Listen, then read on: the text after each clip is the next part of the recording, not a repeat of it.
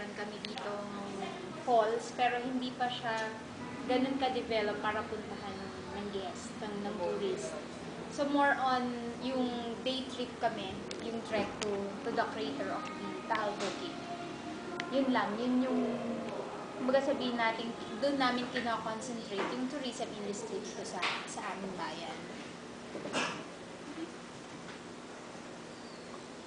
So kung sa establishments, marami kaming resorts dito. But then, yun yung mga typical resort na yung maliliit, yung mga ganun lang, yung katulad dun sa ibang place. Pero meron kaming isa dito na katatayo lang, yung Club Balay Isabel, wherein pwede siya makipag-compete dun sa iba in terms of services na nai-offer. So yun pa lang yung isang magandang place na pwedeng puntahan dito sa atin.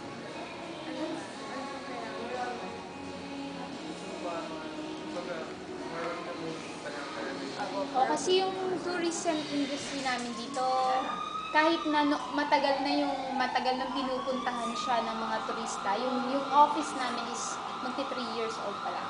So, nauna yung industry before the office. So, nandiyan na sila, may tourism industry pero walang office na nagmamanage.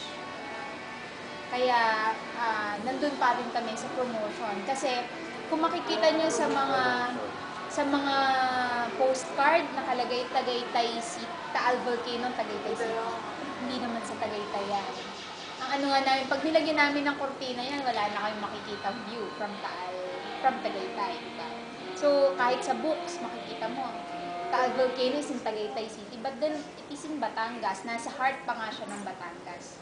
Kung view, yan, Tagaytay City. Pero, if you want to step, or kung gusto nyo makatrek talaga dun sa Taal Volcano, Batangas is the place, lalo na sa Talisay, kasi ito yung pinakamalapit. And ito yung, kaya nga tinatawag namin yung Talisay na panoramic gateway to Taal Lake and Volcano, kasi ito yung pinakamalapit at pinakamagandang daan papunta dun sa crater ng Taal Volcano. Nakapunta na ba kayo? Ikaw, kababayan? Hindi pa. So, mas maganda siguro kung marating niyo yung place para mas maano nyo kung ano yung sinasabi ko. Babalik ka pa doon. Kung pupunta kayo doon, dapat early in the morning kasi medyo mainit, tsaka mas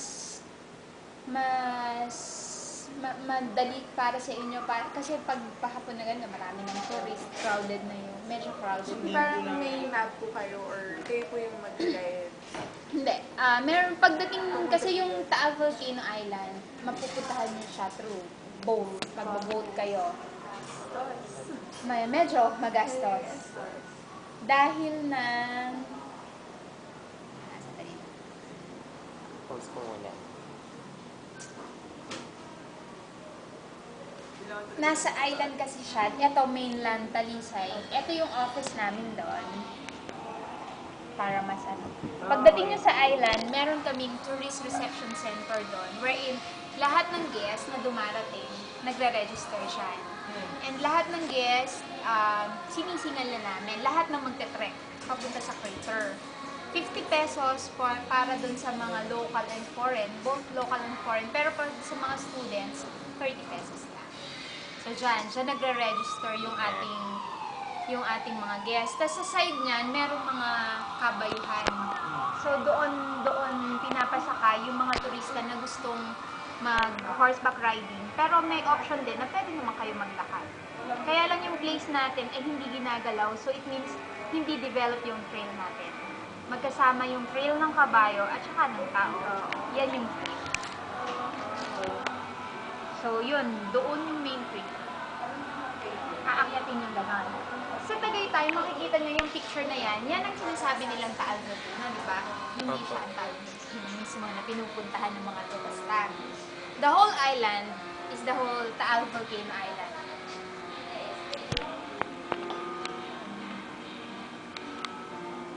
Madali lang para mas...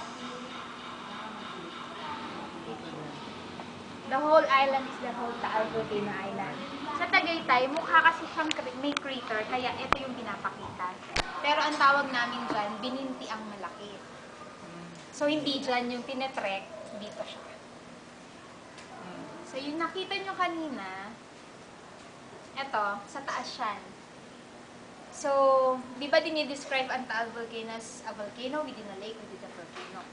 Kasi bukod dito sa Taal Lake, pag akyat nyo ng crater, pag akyat nyo ng Taal Volcano, meron pang isang main crater lake. Ito yon. So, sa taas yun. So, sa picture, mukhang yung picture na yun, yung may ganon. Pero hindi yun ang inaakyat ng taas. Ito. Merong may usok dyan. Merong times na may usok dyan. Napanood nyo ba yung kay Kuya Kim? Opo. Ayun. Doon yan. Pero, ibang way naman yung pinuntahan niya. Matang Kasi pag lawin. dito sa Talisay, yung main crater ang pupuntahan. Nadali ang saksak. Okay. Next, yung saksak. Guna. Di ba ka dyan lang po sa... Ano ba ba? Ang lali nga eh. Sorry.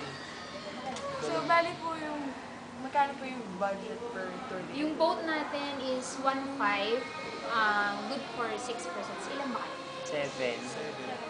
Pwede natin i-arrange na 7. Kasi meron kami ditong policy na to avoid overcrowding sa boat. 6 passengers lang, ika-7 yung driver. Pero kung maganda naman yung panahon, pwede natin i-allow yung surfing. Tapos po, 50 pesos pagdating po doon. 30 lang pag students.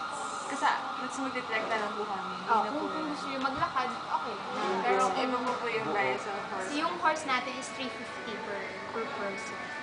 Tapos bali po yung study na lang po namin. Ipapromote po namin yung ginagawa namin sa taas. Dahil usually, katulad ng sabi ko sa inyo, bata pa yung tourism industry. Nauna sila kaysa sa amin, kaya pagdating namin, andun na sila.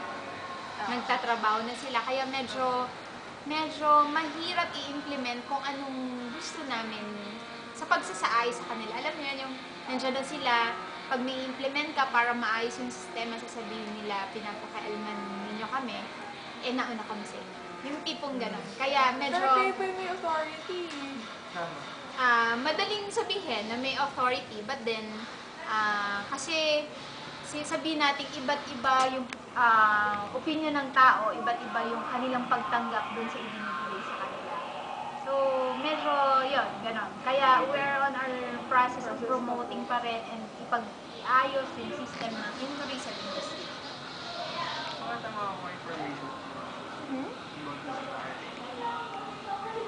Meron po kayong yung mga mga books or magazines na pwede kong i-refer. Sa books, wala kasi ako dito may nasa taas eh. Yung, tingnan nyo din yung Mysteries of Taal. Kaya dito yung Pwede, may matandang mga book books siya naman po eh. yun sa library. Meron po yun sa mga Oo, i-try nyo na lang hanapin. Pero yun yung, kasi doon marami kayong mariresearch all about Taal Lake and Taal Volcano. Mysteries of Of Taal. Hindi ko maano kung sinong offer, but then isa lang ata yun na nawala yung buko, di ko may ramdam.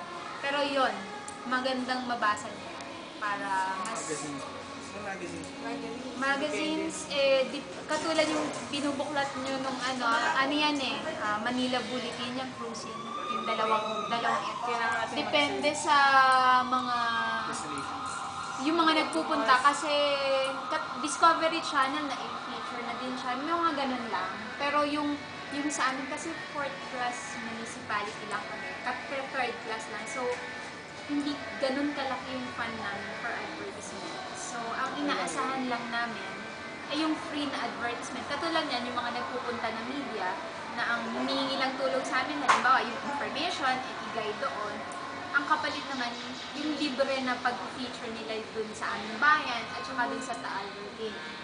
Ganun lang yung nagiging advertisement namin kasi hindi namin kaya i-afford yung cost ng advertisement, lalo na dun sa circulation ng malalaking Pagsitin nyo nga. Pwede po kami pero pwede po kami ng list po ng mga businesses. Table shirt. Yun na lang po yung siguro. Tapos susunod pong balik namin, prepare po namin mag-event.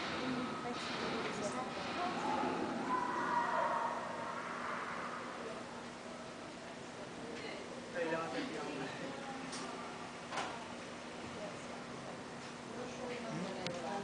Bakit saan to? 4,000 po tayo. Tapos 1.5. Bukod na yung 1.5 plus yun. May tatanong pa kayo? So, galing pa kayo Manila. Manila pa. Kanina pa ba kayo? Kahagang hapon. Ay, pagtanong. Wait lang mga